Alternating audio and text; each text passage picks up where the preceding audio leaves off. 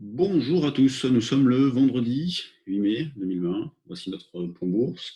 Les marchés sont ouverts en ce jour férié dans plusieurs pays, mais l'activité est très faible. Il faut dire que de nombreux acteurs sont en congé. De plus, Londres est fermé et en ce qui concerne les statistiques, cet après-midi, on aura celle de l'emploi aux États-Unis, donc à 14h30, statistique qui est très attendue. Les marchés repartent de l'avant ce matin. Donc, comme je vous le disais, depuis 2 jours, notamment, les marchés étaient plutôt pas mal, mais calés à l'approche pour le CAC de 4470-80. Bon, bah, hier, on l'a dépassé temporairement en fin de journée. Vous voyez, vers 17h, 17h30, on a fini par franchir ce niveau-là. Bon, le soir à 22h, on est revenu un petit peu en arrière, et puis ce matin, gap à la hausse. Gap provoqué par des annonces concernant les discussions États-Unis-Chine. Donc maintenant, tout va pour le mieux dans le meilleur des mondes. C'est assez pénible, toutes ces annonces-là. C'est n'importe quoi que les marchés réagissent avec autant de violence, hein, puisqu'on est quand même sur une hausse de 0,8-1%. Donc on sait très bien que ça ne changera rien sur le fond. Bon, les marchés s'en servent d'alibi pour remonter, bah, tant mieux, hein, pas de problème. De toute façon, c'est la suite logique des choses. Et là, on arrive tout de suite sur des niveaux à partir desquels le relais est loin d'être évident. Donc, et autour de 4550 sur le CAC, autour des 2900 sur l'Eurostoxx. On arrive sur des zones de résistance assez fortes sous lesquelles on a buté très souvent ces derniers temps. Alors, on les a franchis il n'y a pas si longtemps, hein. C'était la semaine dernière, il y a 2 semaines, quand on est allé chercher les 4007. Et c'était le 30 avril, quand on est allé chercher les 4007 sur le CAC, on avait dépassé les 3000 sur l'Eurostoxx.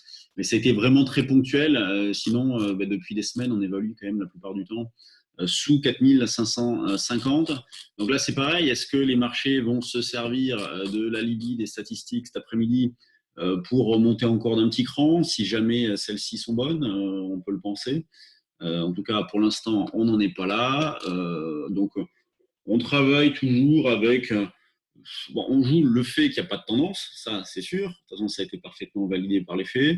Et du fait qu'on ait un gap à l'os ce matin et une amélioration depuis plusieurs jours, on va essayer d'acheter sur des petits replis aussi. Donc on ne fait toujours pas l'impasse sur des ventes, hein, on continue de vendre. Et ce matin, sur le trade du jour, on proposait 573 sur le CAC. Bon, ça n'a pas été fait, hein. Mais on continue de travailler les deux sens. Et à l'achat, on va trouver comme zone proche 510, éventuellement un peu plus loin la zone des 85-90, donc 4485-90. Sur l'Eurostoxx, le support, la zone support à surveiller, c'est 65-70. Et la zone résistance, bah, elle est assez facile, hein, c'est la zone des 2910-15.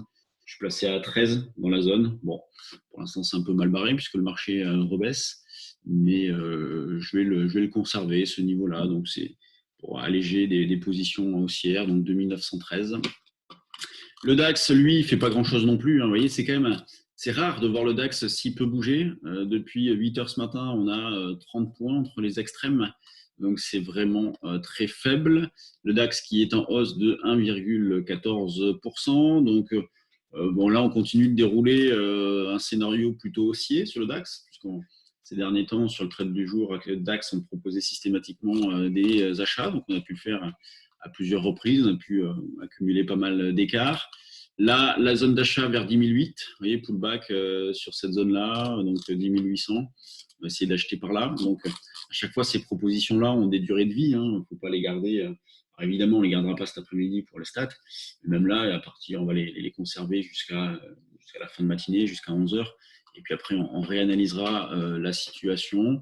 Donc, des billets haussiers, bon, un petit peu partout, mais avec un gros point d'interrogation quant au potentiel, puisque les marchés nous ont montré que oui, il y a de l'optimisme, mais qui cale très vite. Donc, grande méfiance. Sur les actions, c'est calme aussi. Vous voyez, ça tranche avec ce qu'on a connu ces derniers jours, semaines, où il y avait vraiment de l'activité sur les valeurs. Là, ça s'est pas mal calmé. Donc, on a des poursuites sur des valeurs. Donc, par exemple, on a du Walix en portefeuille sur le trade du jour et poursuit aujourd'hui. Et chercher le screener un quart, le voici. Donc, au niveau du volume, sur le CAC, on est à 140 millions. C'est extrêmement faible. Normalement, on est à plus de double. Au niveau des variations, La plus forte hausse, c'est Atos qui prend 2,20. La plus forte baisse, Sanofi 0,9. Donc on voit qu'il y a très peu de volatilité, même sur les valeurs.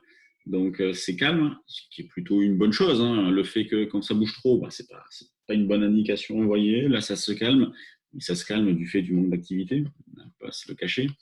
Les grosses pondérations, LVMH, 1,7, Total 1,20, Airbus 1,15. Airbus hein, qui reste vraiment lourde. Ils ont fait un petit point sur leur activité ce matin. Airbus, d'ailleurs, ce matin, tac, BNP.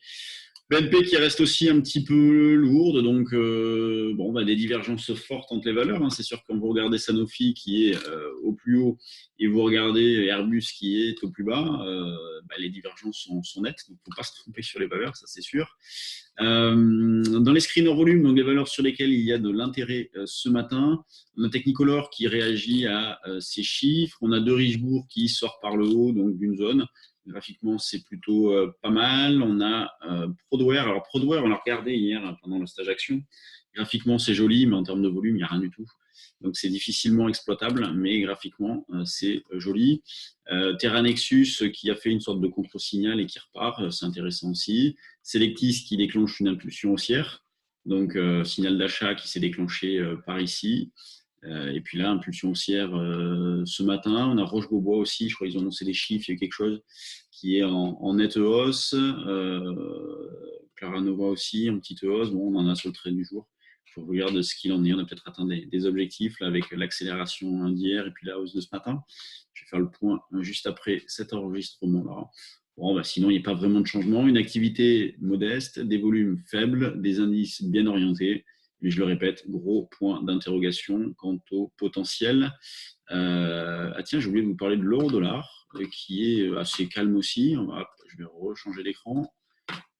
Hop, l'euro-dollar qui est ici, donc en bas à droite de votre écran, qui reste toujours calme, du mauvais côté, un peu plombé, qui tient les 1,0780. Donc ça, c'est quelque chose d'important pour éviter une dégradation un petit peu plus marquée. Et donc nous, on continue de privilégier la vente sur rebond. Donc ce matin, on a proposé une vente par ici, donc vers 1,0880. On n'est pas trop pressé non plus. Et là, c'est pareil, il faudra penser à se mettre off en début d'après-midi. Allez, il est 9h35. Dans 25 minutes, nous allons terminer notre stage sur les actions, donc troisième partie aujourd'hui, 10h midi. Et là, ça va être des exemples, des situations, des propositions, des idées pour les jours, les semaines à venir. Si vous avez de l'intérêt, évidemment, ce stage-là, on le refera. Il y a des dates qui sont déjà prévues sur le mois de juin, aussi bien pour le stage d'initiation que les stages des actions. Et au mois de mai, fin mai, on fait les stages futures et options. On devait les faire dans les bureaux de Bordeaux. On va les faire en ligne. On continue de faire tous nos stages en ligne pour l'instant. Allez, bonne séance. Bon 8 mai. Et on se retrouve la semaine prochaine pour le point bourse. Salut.